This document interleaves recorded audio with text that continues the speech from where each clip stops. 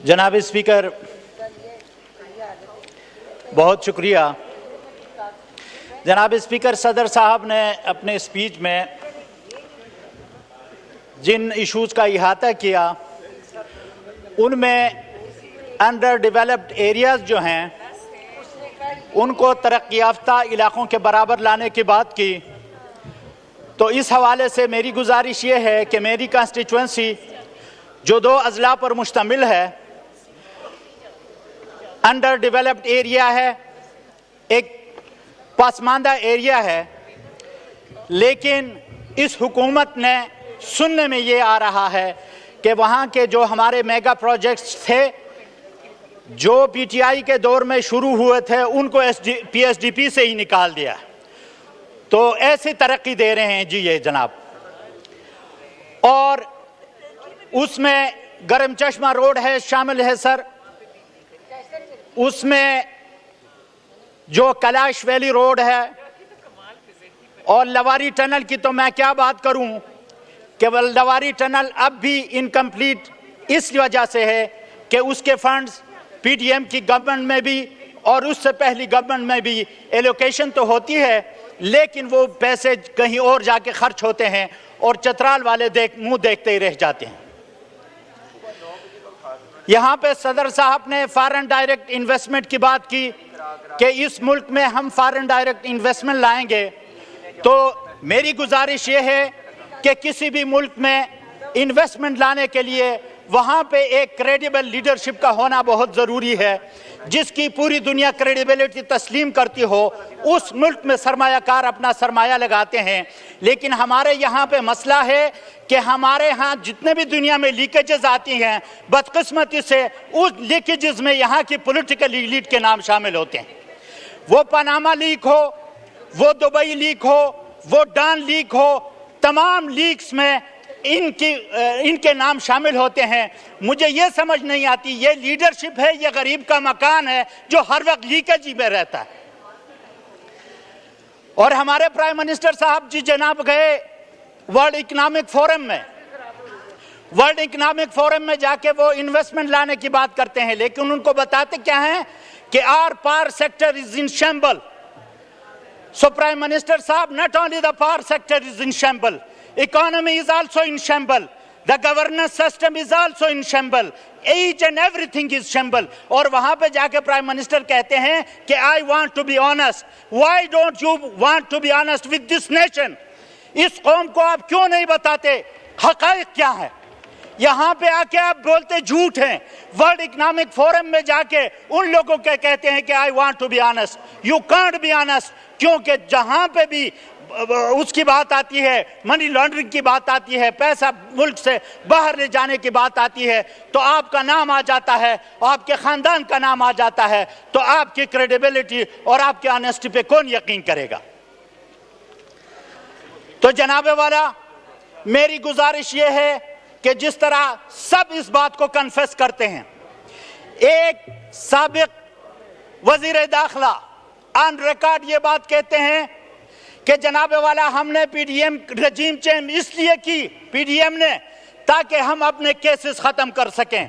और ये बात मर्द कलंदर ने 3 साल पहले कही थी कि मेरी हुकूमत ख़त्म करने के बाद ये कौम की कोई भलाई नहीं करेंगे, ये सिर्फ अपने केसेस ख़त्म करेंगे। वो कहते हैं ना फारसी में, दरवेश हर ची गोयत दीदा गोयत। खान ने 3 साल पहले कहा था, आज आपके साबिक वज़ीर दाखिला ये इकरार कर रहे हैं कि हमने केसेस ख़त्म करने के लिए रजीम चेंज किया था। जनाबे वाला, रजीम चेंज इसलिए किया गया कि अपने केसेस खत्म किए जाएं, वरना मुस्लिम लीग नून के एक लीडर, एक साबिक वजीर आज ये कहने पे मजबूर हैं कि इमरान खान के खिलाफ क्यों साजिश की गई, जबकि इकानमी 6% की ग्रोथ कर रही थी। मेरिटोक्रेसी की बात कर रहा था इमरान खान, उसको इसकी सजा दी गई। तो आज पाकिस्तान जिन क्राइसिस में है जनाब स्पीकर, खुदा न करे कि स्टेट की सिक्योरिटी ही डाइल्यूट हो जाए।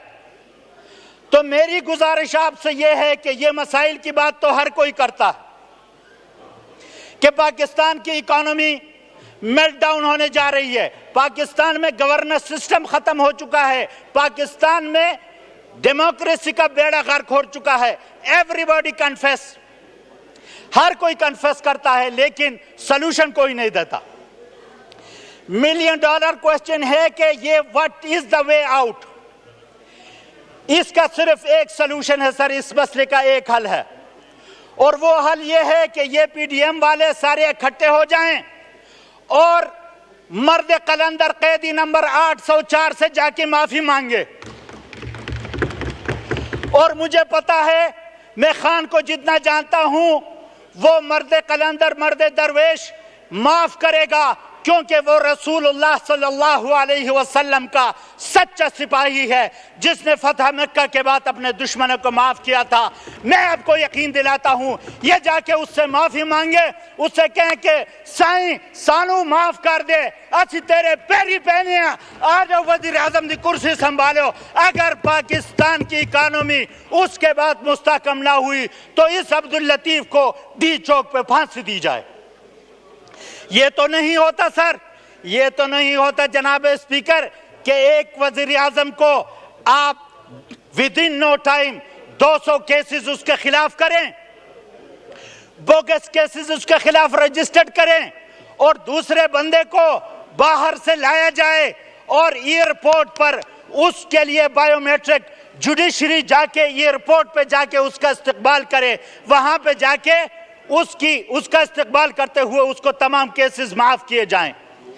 इन हालात में जो लोग ये समझते हैं कि इस मुल्क में फॉरेन डायरेक्ट इन्वेस्टमेंट आएगी, वो अहमकों की जन्नत में रहते हैं जनाब स्पीकर।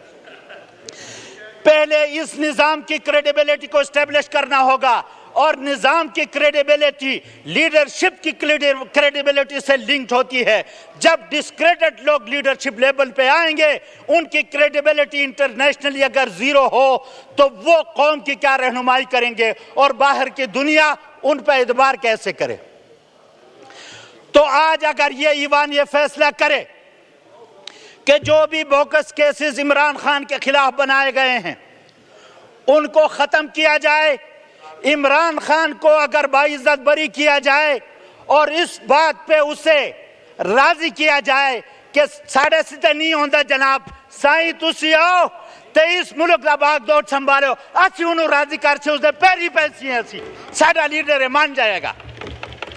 इसके बगैर इस मसले को कोई, मेरे मोहतरम स्पीकर साहब, कोई हल नहीं है। आज पाकिस्तान के हालात पे सब कहते हैं कि हमें रोना आता है। रोने धोने से कुछ नहीं होता, रोने धोने से कुछ नहीं होता, प्रैक्टिकल स्टेप्स उठाने पड़ेंगे। यहाँ पे डेमोक्रेसी के नाम पर डेमोक्रेसी का गला घोटा जा रहा है। हमारी 180 सीटें छीनकर आप हमारे साथ किस डेमोक्रेसी की बात करते हैं, मुझे आप ये बताएं। कौम वोट दे तहरीक इंसाफ को और इक़्तिदार किसी और के हवाले किया जाए। इंटरनेशनली हमारा क्या इमेज जा रहा है। आजकल वो दुनिया नहीं है कि पाकिस्तान में जो कुछ भी हो रहा हो दुनिया को पता ना हो, हमसे पहले दुनिया को पता चल जाता है कि पाकिस्तान में क्या हो रहा है। तो जनाब स्पीकर, हम सिर्फ रोने धोने से इन मसाइल का हल नहीं निकाल सकते। बात करते हैं जी डिबेट होनी चाहिए, किसके साथ हम डिबेट करें, हम किसके साथ डिबेट करें, किसके साथ डायलॉग करें। फॉर्म 47 लेकर एक बंदा आके इक़्तिदार पे काबिज हो जाता है और हमें कहा जाता है कि आप मुज़ाकरात करें। क्या ये मुज़ाकरात हो सकते हैं? उनके कायदीन को तो क्लीन चिट दी जाए, उनके दरवाजे पे अदलिया को लाया जाए, एयरपोर्ट तक अदलिया को ले जाया जाए, और मेरे कायद को हाई कोर्ट से अगवा करके, हाई कोर्ट में भी मेरा कायद महफूज नहीं था। मुझे ये बताएं कि इस मुल्क में इंसाफ का निजाम है तो किधर है। तो आज जनाब स्पीकर, पाकिस्तान की हालत वो है, वो किसी शायर ने कहा था कि इंची शोराश्तार दौरे कमर मी बीनम, इंची शोराश्तार दौरे कमर मी बीनम, हमा आफाक पुर आज फितना व शर्मी बीनम, अस्पताजी शुदा मजरूह बज़ेरे पौला, तौक़े ज़र्रीन दर गर्दन खरमी बीनम। आज पाकिस्तान के वो हालात। तो जनाब स्पीकर, अल्लाह तबारक व तआला कुरान में फरमाते हैं कि लिमा तक़ूलून मा ला तफ़अलून, आप वो बात क्यों करते हो जिस पर आप अमल नहीं करते हो। हमारा सदर साहब एड्रेस करके चले जाते हैं, हम असेंबली में डिबेट करते हैं। This has become a debating club sir, इसको डिबेटिंग क्लब नहीं बनाना चाहिए। इस ईवान को एम्पावर होना चाहिए और पॉलिसी मेकिंग, हमें बाहर से डिक्टेशन लेने की कोई जरूरत नहीं है। अवाम ने अगर मुंतखब किया है इस ईवान को, इस ईवान के जरिए अगर पॉलिसीज बनेंगी तो वो पाकिस्तान को आगे ले जाएंगी, वरना यूं ही हम अंधेरों में तीर चलाते रहेंगे। और हमें ये जो लोग सबक दे रहे हैं डेमोक्रेसी का, तो डेमोक्रेसी में सबसे बुनियादी चीज फ्री एंड फेयर इलेक्शन, हमें शर्म आनी चाहिए। सन 47 को हम भी आजाद हुए, इंडिया भी हुआ। इंडिया 1.5 अरब इंसानों का मुल्क, वहां पे इलेक्शन हुआ, किसी ने ये नहीं कहा कि मेरी सीट छीनी गई, वोट मुझे मिला था, किसी और को दिया गया। लेकिन हम सन 71 के इलेक्शन याद करके, हम उस वक्त पैदा भी नहीं हुए थे, इलेक्शन हुए। जब हम पैदा हुए, जब से मैं पैदा हुआ हूं, मैंने कभी इस पाकिस्तान में जब से होश संभाला है, कभी हमने ऐसा नहीं देखा वाइंड अप करें इलेक्शन पे एतराज ना किया हुआ।